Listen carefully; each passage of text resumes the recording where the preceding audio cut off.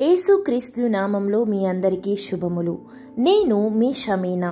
ప్రేమతో మీ అందరికీ హృదయపూర్వక స్వాగతం.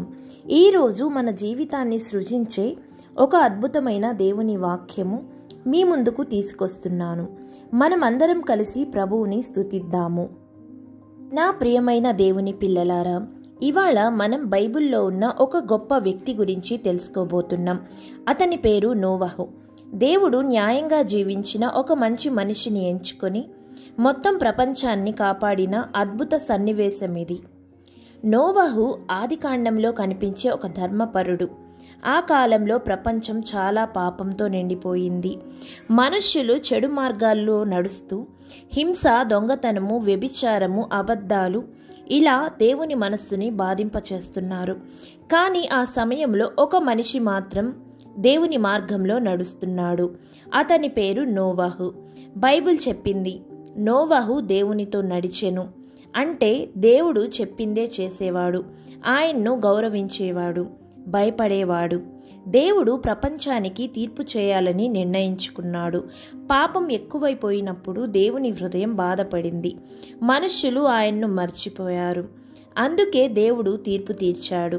నేను ప్రళయంతో భూమిని శుద్ధి చేస్తాను. కానీ ఒక ధర్మపరుణ్ణి దేవుడు రక్షించాలని అనుకున్నాడు. అతడే నోవహు. ఒకరోజు దేవుడు నోవహుతో ఇలా చెప్పాడు, నోవహు, ఒక పెద్ద పడవను నిర్మించు. జలప్రళయం రానుంది. నువ్వు, నీ భార్య, నీ 3 కుమారులుతో పాటు నీ కోడళ్లతో పాటు నా చేత రక్షింపబడతారు. పడవ చిన్నది కాదు, చాలా పెద్దది. దాని పొడవు, వెడల్పు, ఎత్తు అన్నీ దేవుడు చెప్పినట్లే చేయాలి. నోవహు దేవుడు చెప్పినట్టు పని మొదలుపెట్టాడు. అతను రోజులు, నెలలు, సంవత్సరాలు పనిచేస్తూనే ఉన్నాడు. జనం నవ్వుకున్నారు. అయ్యో నోవహు, ఇక్కడ ఎండిపోతున్న భూమిలో పడవెందుకు? ఎక్కడుంది నీ ప్రళయం? పిచ్చివాడవా నువ్వు అని హేళన చేశారు. కానీ నోవహు నవ్వులను, ఎగతాళులను పట్టించుకోలేదు. దేవుడు చెప్పినది నిజమని నమ్మాడు. నోవహు ప్రజలకు సువార్త కూడా ప్రకటించాడు. పాపం వదిలి దేవుని వైపు తిరగండి. జలప్రళయం రాబోతుంది. దేవుని కృపలోకి రండి. కానీ ఎవ్వరూ వినలేదు. పాపంలోనే మునిగి ఉన్నారు. వారికి అది ఎంతో సంతోషంగా ఉంది. పడవ పూర్తయ్యాక దేవుడు ఒక ఆదేశం ఇచ్చాడు. ప్రతి ప్రాణిలో 2 జంటలుగా తీసుకునిరా.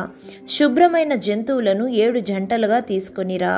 ఒకటి కూడా మిస్ అవ్వకుండా జంతువులన్నీ పడవలోకి వచ్చాయి. గొర్రెలు, ఎద్దులు, పులులు, సింహాలు, పక్షులు దేవుడు పంపినట్టుగా ప్రతివీ వచ్చాయి. నోవహు కుటుంబం కూడా పడవలోకి ప్రవేశించింది. జలప్రళయం ఆరంభమయ్యింది. నోవహు లోపలికి వెళ్ళిన వెంటనే దేవుడు తలుపు మూసేశాడు. ఆకాశం తెరవబడింది. పెద్ద వాన, పెద్ద వరద. నీళ్లు పర్వతాల కంటే పైకి పెరిగిపోయాయి. భూమిపై ఉన్న ప్రతి మనిషి, దేవుని మాట వినకపోయిన వారు అందరూ నాశనమయ్యారు. దేవుడు నోవహును కాపాడాడు. 40 రోజులు 40 రాత్రులు వర్షం ఆగకుండా కురిసింది. భూమంతా నీటి సముద్రమైపోయింది. పడవ మాత్రం దేవుని చేతిలో సురక్షితంగా తేలుతూ ఉంది.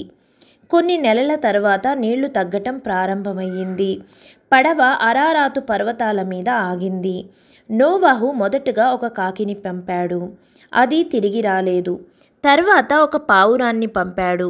అది ఒలీవ ఆకు తీసుకొని వచ్చింది. అంటే భూమి మళ్ళీ పచ్చగా మారుతుంది.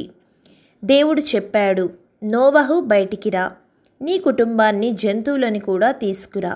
నోవహు పడవ నుండి బయటికి వచ్చి మొదటి చేసిన పని ఏమిటంటే దేవునికి బలిపీఠము కట్టి కృతజ్ఞతలు చెప్పాడు. దేవుడు నోవహుతో ఒక నిబంధన చెప్పాడు. ఇక నుండి నేను ఎప్పటికీ ప్రళయంతో భూమిని నాశనం చేయను. దానికి గుర్తుగా నేను ఆకాశంలో ఇంద్రధనస్సును ఇస్తున్నాను. ఇప్పటికీ మనం ఆకాశంలో చూస్తున్న రెయిన్బో దేవుడు ఇచ్చిన శాంతి వడంబడిక. నోవహు జీవితంలో చివరి భాగం. నోవహు తర్వాత కూడా ఎన్నో సంవత్సరాలు భూమిపై జీవించాడు. తన 3 కుమారుల నుండి ప్రపంచంలోని అన్ని జాతులు పుట్టాయి. షేము నుంచి యూదులు అరబ్బులు, హాము నుంచి ఆఫ్రికా జాతులు, యూపేతు నుంచి యూరప్ దేశాలు, ఇలా ప్రపంచం మళ్ళీ పునరుద్ధరించబడింది. మనకు నోవాహు జీవితం 3 పెద్ద పాఠాలు నేర్పుతుంది. దేవుడు చెప్పినదే చేయాలి. ఎవరైనా నవ్వినా ఎగతాళి చేసినా దేవుని మార్గంలో నడిస్తే దేవుడు కాపాడతాడు. 2. పాపం చివరకు తీర్పు తీసుకువస్తుంది. దేవుడు సహనశీలి కానీ న్యాయమూర్తి కూడా. 3. దేవుని నమ్మిన వారికి రక్షణ సిద్ధంగా ఉంటుంది. నోవాహును కాపాడినట్లు ఈరోజు మనల్ని కూడా ఆయన కాపాడుతాడు. పాపం ఉన్న ప్రపంచంలోనైనా మనం దేవునితో నడవాలి. దేవుని మాటను నమ్మితే రక్షణ ఉంటుంది. దేవుని వాగ్దానాలు ఎప్పుడూ నిలుస్తాయి. విశ్వాసం మనల్ని అద్భుతాల వైపుకు తీసుకువెళ్తుంది.